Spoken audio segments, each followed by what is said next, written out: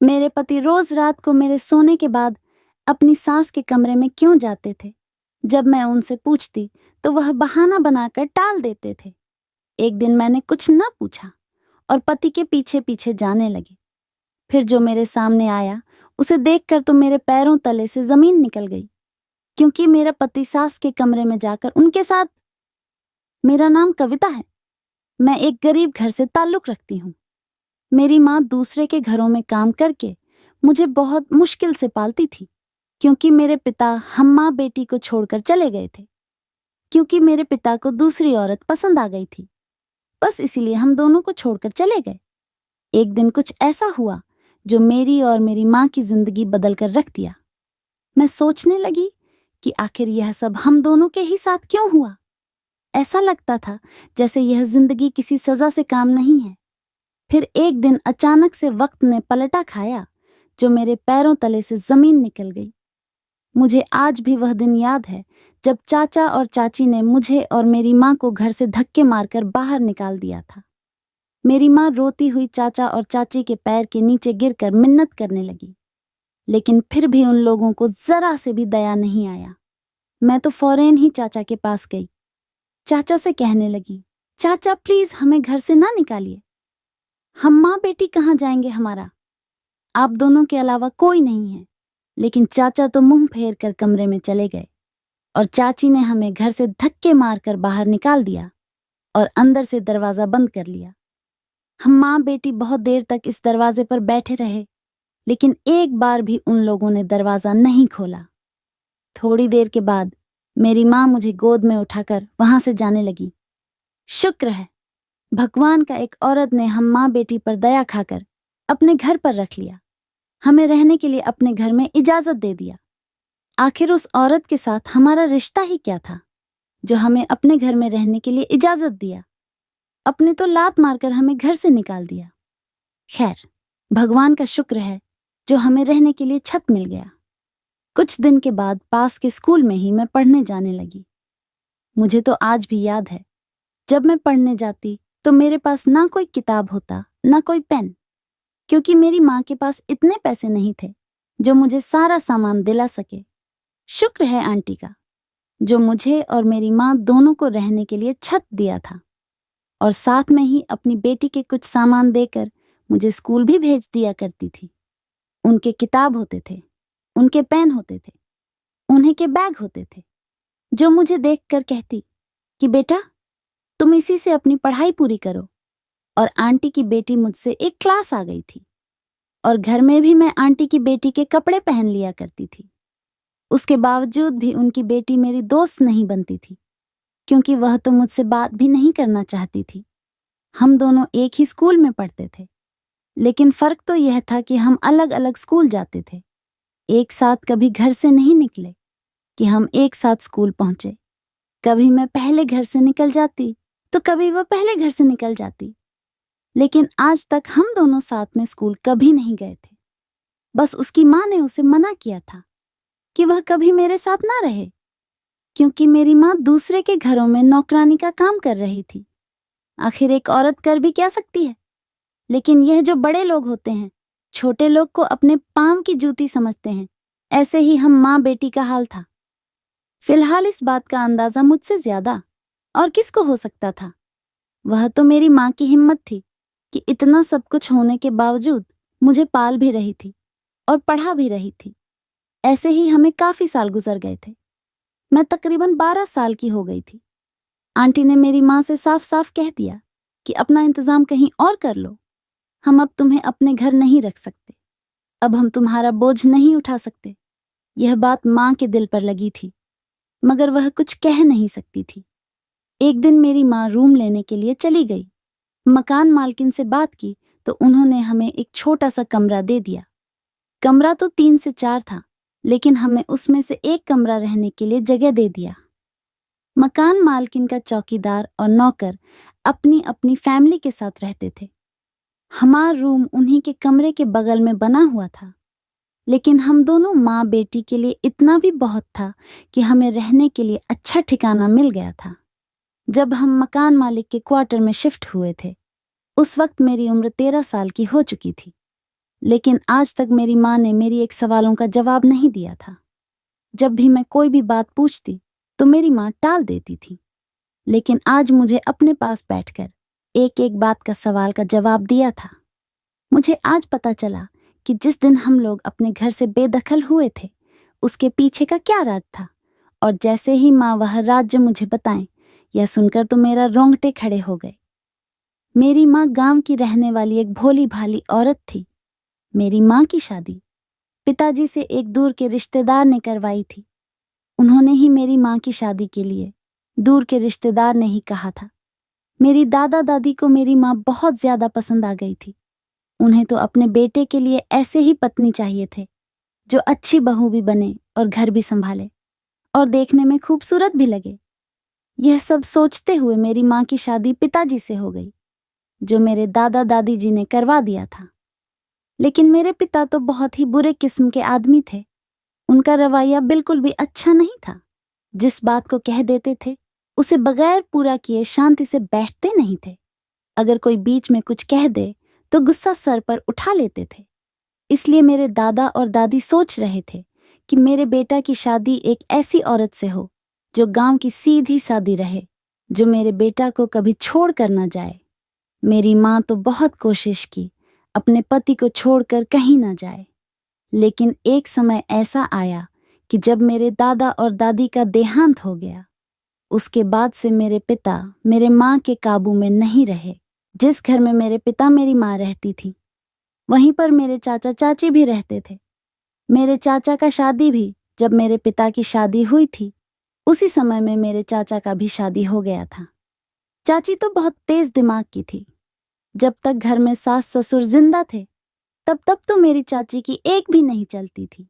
लेकिन जैसे ही उनका देहांत हुआ, उसके बाद से मेरे चाची और चाचा का रवैया भी बिल्कुल बदल गया था, क्योंकि उनको बखूबी पता था कि मेरे पिता मेरी माँ को बिल्कुल भी पसंद नहीं करते थे। इसी बात का फायदा उठाते हुए मेरी चाची ने मेरी माँ से सारे घर का नौकरानी जैसा काम करवाती रही, और जो मन में आए मेरी माँ को 2-4 बात भी सुना दिया करती थी। मेरी माँ तो बेचारी भोली भाली सीधी सादी औरत थी। वह तो ना कभी अपने मायके में कुछ कहा और ना ही अपने पति से कुछ कह पाती थी, क्योंकि मेरी माँ को पता था अपने पति से कुछ भी कहती तो कहने का कोई भी फायदा नहीं होता। बस वजह यही थी कि मेरी माँ चुपचाप घर के सारे काम कर दिया करती थी और घर के सारे लोग की हुक्म भी मान लिया करती थी। जब मेरी माँ पिता की शादी को 4 साल हो चुके थे, लेकिन मेरी माँ के एक भी बच्चा पैदा नहीं हुआ था, और मेरी चाची दिन ब दिन ताना देती रहती थी, क्योंकि मेरी चाची के 4 साल के अंदर में ही 2 बच्चे हो चुके थे। मेरी चाची के 2 बेटे थे और मेरे पिताजी को बेटे बहुत पसंद थे, और मेरे पिताजी यही चाहते थे कि उनके भी बेटे ही पैदा हों, ना कि बेटी। और जब मेरी माँ पिता की शादी को 4 साल पूरे होने वाले थे, तो चाची ने मेरे पिताजी के कान भरने शुरू कर दिए कि तुम दूसरी शादी कर लो पिताजी। तो यह बात सुनते ही उनके चेहरे पर एक मुस्कान सी आ गई, जैसे वह इंतजार कर रहे थे कि कोई उनसे कह दे कि तुम दूसरी शादी कर लो। पिताजी ने भी मेरी माँ को उल्टी सीधी बात सुनना शुरू कर दिया था। ऐसा नहीं था कि मेरी माँ शक्ल सूरत में किसी से कम थी। अगर कोई मेरी माँ को देख ले तो तारीफ करना शुरू कर देता था, लेकिन मेरे पिताजी को हमेशा मेरी माँ में कमियां ही नजर आती थीं। वह तो कभी भी 2 पल की प्यार भरी बातें भी नहीं क्या करते थे। अगले ही पल जो मेरे पिता ने किया, उसे सोचकर तो मेरी रुह कँप गई। आखिर मेरे पिता ये कैसे कर सकते थे? जब मेरे पिता ने दूसरी शादी कर ली थी, तो मेरे माँ के ऊपर तो जैसे दुखों का पहाड़ टूट पड़ा था, और उस औरत ने पता नहीं मेरे पिता के ऊपर क्या जादू किया था, जो मेरे पिता को उसके अलावा कुछ दिखता भी नहीं था। और जब माँ ने पूछा तो पिताजी ने कह दिया कि तुम जब मुझे औलाद नहीं दे सकती तो मैं दूसरी शादी तो करूंगा ही। लेकिन मेरी माँ पिताजी के पैरों में गिरकर कहने लगी कि प्लीज मेरे साथ इतना बड़ा अत्याचार मत करो। मैं दूसरी औरत को बिल्कुल भी बर्दाश्त नहीं कर सकती, इसलिए आप दूसरी शादी मत करो। कुछ दिन बीते तो मेरी माँ चक्कर खाकर जमीन पर गिर गई, तो मेरी चाची ने उन्हें अस्पताल लेकर चली गई। और जैसे ही रिपोर्ट आई, पता चला कि मेरी माँ उम्मीद सी है। 4 साल बाद मेरी माँ को खुशखबरी मिली थी कि शायद अब मेरे पिता दूसरी शादी ना करें, क्योंकि बच्चों का ममता माँ पिता पर बस जाता है, मोह माया अपने बच्चों में आ जाता है। लेकिन क्या पिताजी को पता चलेगा तो वह मुझे अपना लेंगे? क्या? वाह, दूसरी शादी नहीं करेंगे? जब पिताजी के कान में यह बात पड़ी तो वह बिल्कुल से खामोश हो गए। मेरी माँ ने पिताजी से कहा कि अब तो आप बाप बनने वाले हैं, अब आप दूसरी शादी ना करें। लेकिन मेरे पिताजी ने कहा कि ठीक है, लेकिन एक बात तुम हमेशा ध्यान रखना, मुझे बेटा ही चाहिए। अगर बेटा नहीं हुआ तो मैं दूसरी शादी कर लूंगा। मेरी माँ भगवान से उम्मीद लगती रहेगी मुझे बेटा ही पैदा हो। जब वक्त आया तो मेरी माँ मायूस होकर रह गई।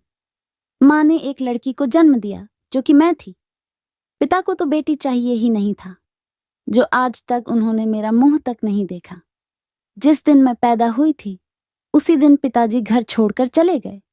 उसी दिन पता चला था कि पिताजी ने दूसरी शादी पहले से ही कर रखी थी, और इस बात का खबर मेरे चाचा और चाची को भी थी।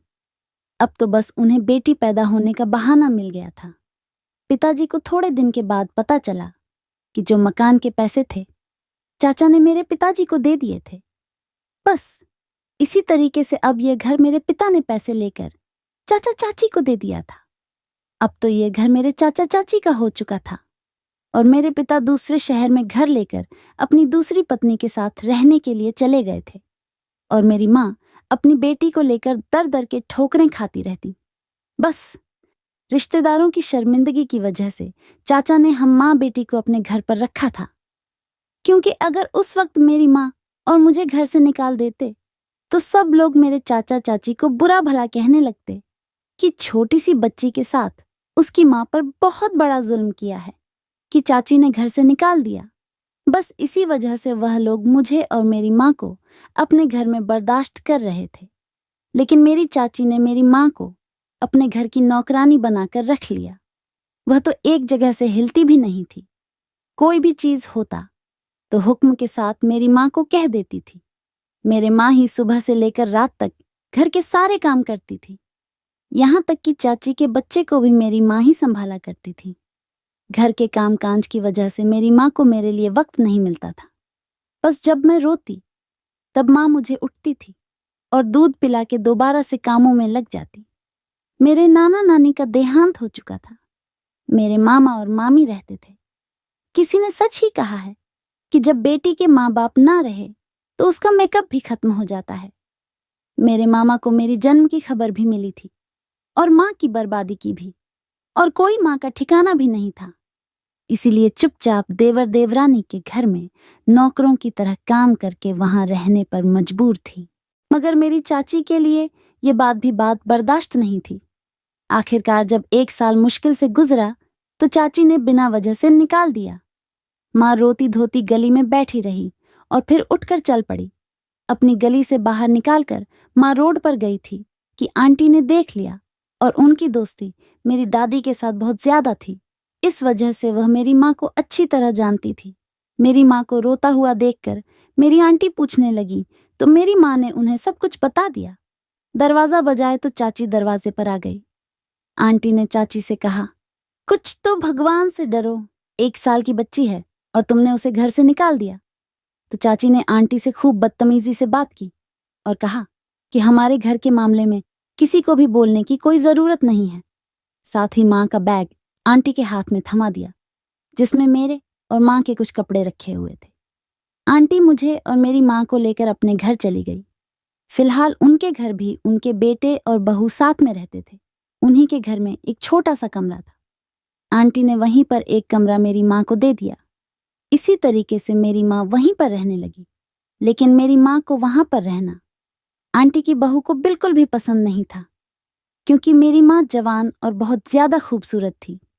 और दूसरी वजह यह भी थी कि कौन किसी को बेवजह अपने घर में रखता है।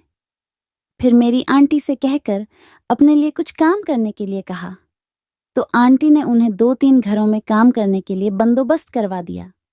इस बात पर आंटी की बहू ने बहुत ज्यादा मुंह बना लिया था, यहाँ तक कि वह अपनी बेटी और बेटे को मेरे साथ खेलने भी नहीं दिया करती थी। जहां मेरी माँ काम करती थी वहीं से कुछ खाने पीने के सामान लेकर आई थी और वहीं हम दोनों माँ बेटी खा लिया करते थे। जब मेरी माँ को पैसे मिलते थे तो आंटी की बहू को पैसे दे दिया करती थी, लेकिन फिर भी वह मोहल्ले में कहती फिरती थी कि उन दोनों माँ बेटी को हमने अपने घर में मुफ्त में रखा हुआ है, जबकि ऐसा तो कुछ भी नहीं था। आंटी भी अपनी बहू के सामने कुछ ना कह पाती थी। धीरे धीरे मैं 12 से 13 साल की हो चुकी थी, लेकिन जब से मैंने होश संभाला था तब से आंटी की बहू बर्दाश्त के बाहर थी, लेकिन फिर भी बहुत हिम्मत करके हम उनकी बात को बर्दाश्त करते थे। और जब आंटी का देहांत हो गया तो मेरी माँ मजबूरन मुझे लेकर उसे मकान मालकिन के घर चली गई।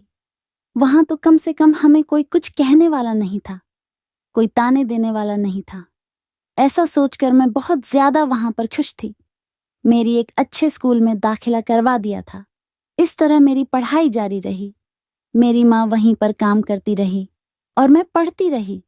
मेरी माँ कभी भी मुझे अपने साथ घर के कामों में नहीं लगाया था, क्योंकि वह चाहती थी कि मैं पढ़ लिख कर इस काबिल हो जाऊं कि किसी के टुकड़ों पर ना पालना पड़े और मुझे माँ की तरह दूसरों के घरों में काम न करना पड़े। मैंने भी माँ के इस ख्वाहिश को पूरा करने के लिए बहुत मेहनत कर रही थी। और फिर जब मैं इंटर पास कर लिया तो आसपास के अच्छे स्कूलों में जॉब के लिए अप्लाई करना शुरू कर दिया। मेरे इंग्लिश और मैथ्स बहुत अच्छा था, इसलिए मुझे उम्मीद थी कि मुझे नौकरी भी मिल जाएगी, और ऐसा ही हुआ। मुझे एक अच्छे स्कूल में इंग्लिश की टीचर की हैसियत से जॉब मिल गई। हालांकि मेरी अंदर काबिलियत इतनी ज्यादा नहीं थी, लेकिन जितना बड़ा और अच्छा वह स्कूल था, मगर इंग्लिश अच्छी होने की वजह से मैं वहां पर टीचर बनकर लग गई थी। साथ साथ मैं प्राइवेट पढ़ाई जारी रखी। उस स्कूल मेरी तनख्वाह बहुत अच्छी थी, इसलिए मैंने एक दूसरे इलाके में कराई, पर घर लेकर माँ के साथ वहां रहना शुरू कर दिया। माँ तो इस बात के लिए मानती नहीं थी, लेकिन मेरी जीत की वजह हम लोग किराए के घर में रहने लगे। साथ में घर में रहते हुए शाम के वक्त बच्चों को ट्यूशन पढ़ने लगी। इस तरह से गुजारा कुछ बेहतर तरीके से होने लगे। मैं जिस स्कूल में जॉब करती थी वहीं पर एक मेल टीचर थे। उनका नाम सौरभ था। वह मुझसे उम्र में बड़े थे, लेकिन बहुत सुलझे हुए और अच्छे इंसान लगते थे। दूसरों की मदद करने को तैयार रहते थे और उनका रवैया भी बहुत अच्छा था। वह स्कूल की वजह से टीचर थे, इसी वजह से मुझे भी उनके पास जाना पड़ता था। मेरी उनसे बातचीत बढ़ गई थी। मैंने महसूस किया कि वह भी मुझ में कुछ दिलचस्पी लेते थे। अक्सर मेरे बारे में पूछते रहते हैं, और अगर कभी किसी वजह से मैं स्कूल की छुट्टी कर लेती तो दूसरे दिन वह मेरी हाल चाल पूछने मेरे घर भी आज आया करते थे। हमें साथ में काम करते हुए तकरीबन 1 साल हो चुका था। इस वजह से मेरी और उनके साथ अच्छी जान पहचान हो गई थी। मैं तो समझती थी कि वह शादीशुदा होंगे, मगर उनकी अभी तक शादी नहीं हुई थी। उनके ऊपर भी अपनी फैमिली की कुछ ऐसी जिम्मेदारियां थीं जिनकी वजह से वह अभी तक शादी नहीं कर सके थे। उनकी भी 3 बहनें थीं, और बड़े होने की वजह से पहले उन्होंने अपने तीनों बहनों को पढ़ाया लिखाया और उनकी शादी भी की, और अब अपनी माँ के साथ अकेले ही अपने घर में रहते थे। उनकी माँ फालिज की मरीज थी, जिन्हें संभालने के लिए एक नर्स 24 घंटे उनके घर में रहा करती थी। सौरभ स्कूल के बाद स्कूल की बच्चे को ट्यूशन भी पढ़ते थे, इस वजह से काफी रात को अपने घर जाते थे। उन्होंने मुझे मेरे बारे में पूछा और बात भी की। वह मेरे पिता के बारे में पूछ रहे थे और मेरे बारे में भी मुझे समझ नहीं आ रही थी कि वह क्यों मेरे बारे में इतना कुछ जानना चाह रहे थे। मैंने उनसे पूछा तो वह कहने लगे कि वह मुझे पसंद करने लगे हैं और इसीलिए मेरे बारे में सब कुछ जानना चाहते हैं ताकि मेरी माँ से मेरा रिश्ता मांग सके। मैं तो खामोश हो गई। मैं उन्हें क्या बताती? हाँ, यह सच था कि मेरे दिल में भी उनके लिए कुछ ऐसे ही जज्बात थे, और आज उनके मुंह से ऐसी बातें सुनकर मुझे अच्छा भी लग रहा था। लेकिन कहीं ना कहीं मेरे दिल में यह डर भी था कि मैं किस घर से ताल्लुक रखती हूँ, और जब उन्हें पता चलेगा तो मेरे बारे में क्या सोचेंगे। मैं किस तरह के हालात में जिंदगी गुजारी थी, लेकिन जिस तरह मुझसे बात कर रहे थे मुझे तो बहुत डर लग रहा था। फिलहाल मैं सब कुछ अपने माँ और पिता के बारे में उनसे सब कुछ बता दिया। यह भी बताया कि माँ कई साल तक दूसरों के घरों में काम करती थी और पिताजी से हमें अलग हुए सिर्फ 1 साल ही हुआ है। यह सब बताने के बाद मैंने उनसे कहा कि मैंने आपसे कुछ नहीं छुपाया। अब जो भी आपका फैसला हो, मुझे मंजूर होगा। सौरभ मेरी बात सुनकर मुस्कुरा दिए और कहने लगे, मुझे अभी तुमसे वही कहना है जो मैंने तुम्हें पहले कहा था। माँ से मिलने मेरे घर भी आए थे। माँ भी उनसे मिलकर बहुत खुश हुई। मेरी माँ ने भी कह दिया कि मुझे तुम दोनों के रिश्ते से कोई ऐतराज नहीं है।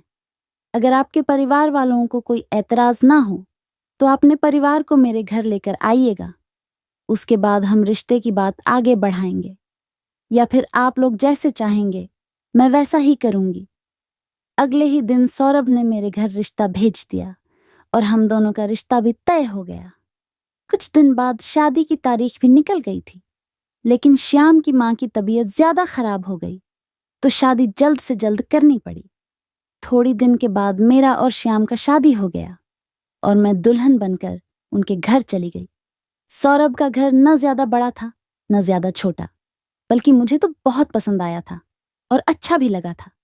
मेरी सास काफी बीमार थी और साथ ही में तीनों बहनें भी काफी अच्छी थीं। कुछ दिन मेरे साथ रहे, उसके बाद वह लोग अपने अपने घर के लिए चली गई। मेरी सास को देखने के लिए एक नर्स मेरे घर पर ही रहती थी, लेकिन फिर भी मैं अपनी सास की बहुत अच्छे से देखभाल करने लगी थी। फिलहाल मैं शादी के बाद भी अपनी नौकरी करना चाहती थी ताकि मेरी माँ का भी अच्छे से गुजरा हो पाए, लेकिन सास की बीमारी की वजह से यह मुमकिन नहीं था। सौरभ मेरी माँ को कुछ दिन के बाद कुछ पैसे वगैरह देकर आते थे, जिससे मेरी माँ का गुजर बसर हो जाता था। शादी के 2 महीने के बाद मेरी सास का भी देहांत हो गया, लेकिन सौरभ इतने अच्छे इंसान थे कि कुछ दिन के बाद मेरी माँ को भी अपने घर पर लेकर आ गए। अब मेरी माँ मेरे साथ रहने लगी थी। अब मैं भी बहुत ज्यादा खुश रहने लगी थी कि मेरी माँ अकेला और बेसहारा नहीं है। अब मेरी माँ मेरे साथ रहती है। धीरे धीरे सौरभ को भी मेरे माँ से बहुत ज्यादा लगाव हो गया था। ऐसा लगता था वह दोनों माँ बेटे हैं। मेरी माँ उनकी पसंद की खान बना देती थी और मेरे पति को भी बहुत अच्छा लगता था। ऐसा लगता था जैसे मेरे पति को उनकी माँ उन्हें वापस मिल गई हो। अभी तक किसी को भी रवैया से मुझे ऐसा महसूस नहीं हुआ था कि उन्हें मेरी माँ के यहाँ रहने पर किसी किस्म का कोई ऐतराज है। जिंदगी बड़ी सुकून में गुजर रही थी।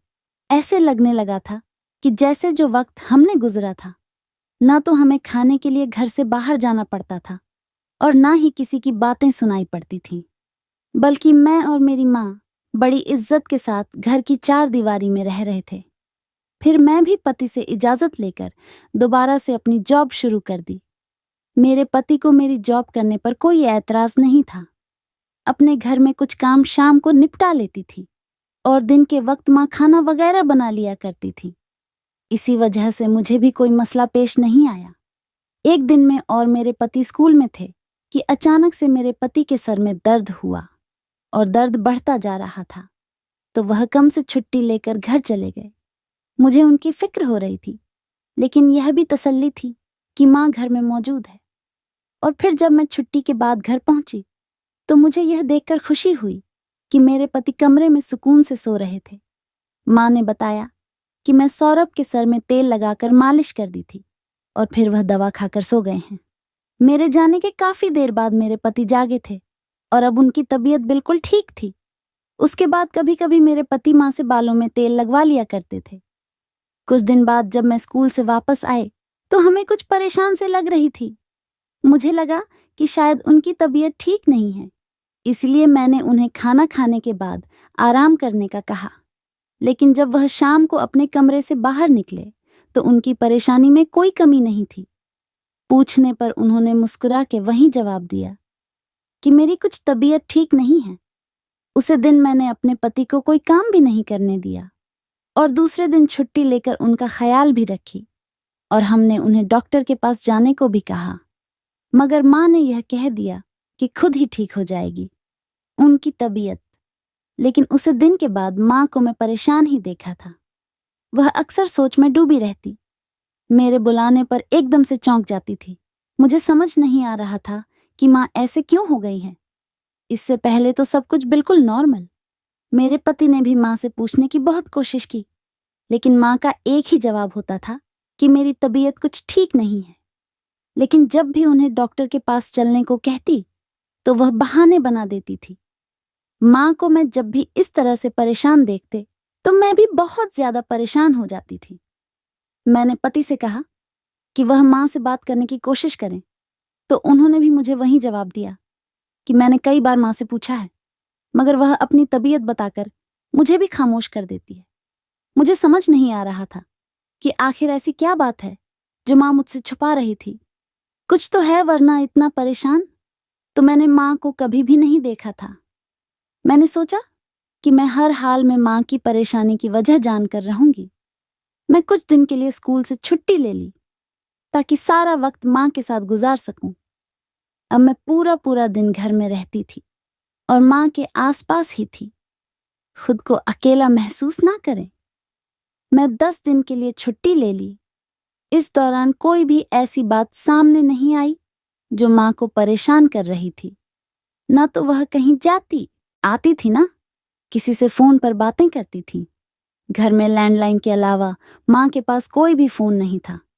कॉल मिलनी भी नहीं आती थी और माँ की तबीयत भी ठीक लगती थी।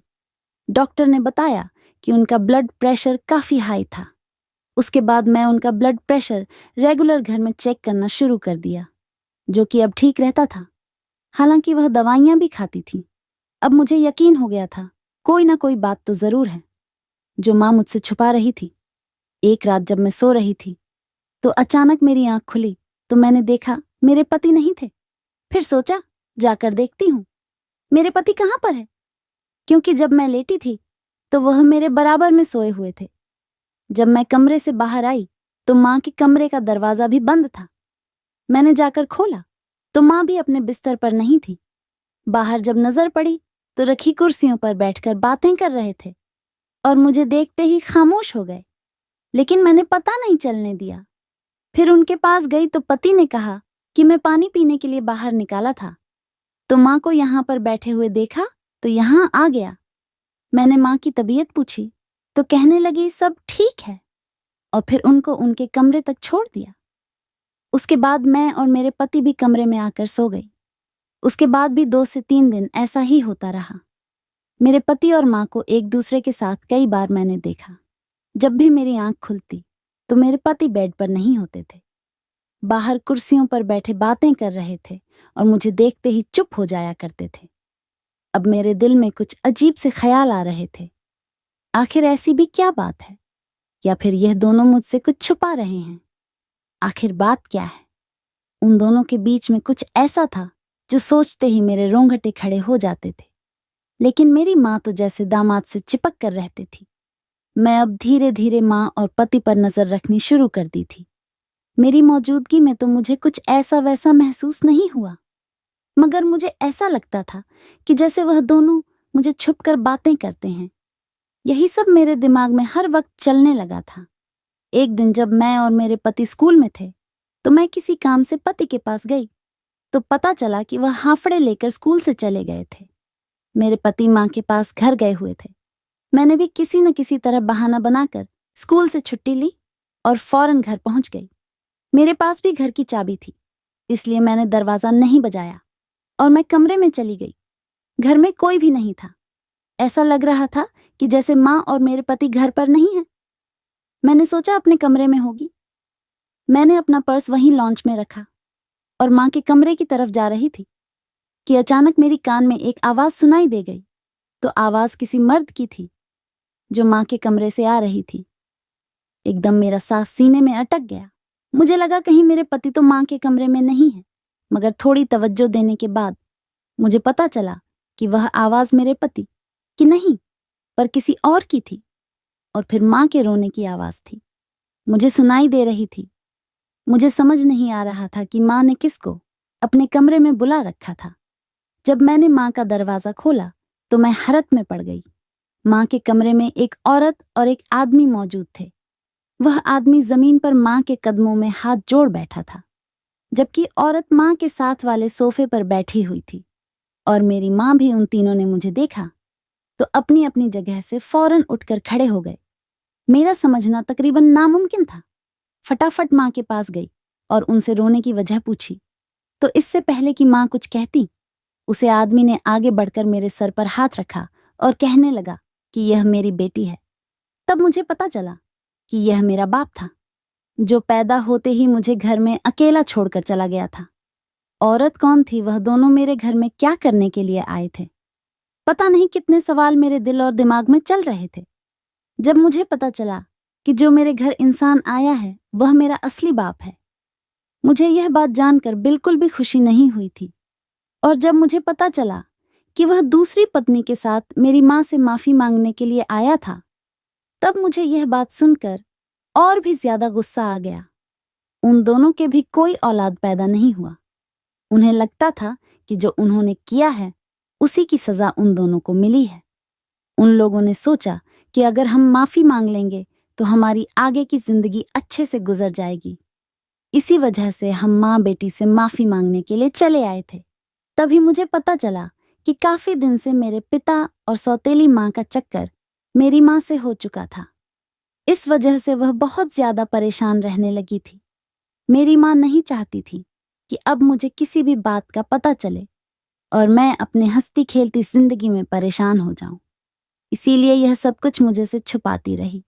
यह सब बात मेरे पति को बता चुकी थी।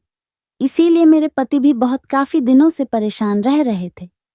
मैंने गुस्से से अपने पिता को कहा कि आप दोनों यहाँ से चले जाएं और कभी दोबारा मेरी माँ और मेरे सामने आने की कोशिश भी मत करना। वह दोनों खामोशी के साथ मायूस होकर चले गए। मेरी माँ भी मेरे गले लगाकर रोने लग गई। मैंने अपनी माँ को दिलासा देते हुए गले से लगा लिया। थोड़ी देर के बाद मेरे पति भी घर आ गए। वह भी मेरी माँ को समझने लगे और मैं सोचने लगी कि खामोखा मैं अपनी माँ और पति पर शक करने लगी थी। बल्कि मेरे पति तो अपनी माँ के जैसे ही मेरी माँ को मानते थे। अब हम तीनों लोग अपनी जिंदगी में खुशी खुशी जीवन बिताने लगे थे। तो भाइयों और बहनों, अगर मेरी आज कहानी आपको पसंद आई हो तो वीडियो को लाइक कीजिए, शेयर कीजिए और कमेंट भी कीजिए। और हाँ, सबसे ज़रूरी बात, अगर आपने अभी तक मेरे चैनल को सब्सक्राइब नहीं किया है तो प्लीज़ सब्सक्राइब करें। तो भाइयों और बहनों, मिलते हैं अगले वीडियो में एक और दिलचस्प कहानी के साथ। तब तक के लिए नमस्कार, धन्यवाद भाइयों और बहनों।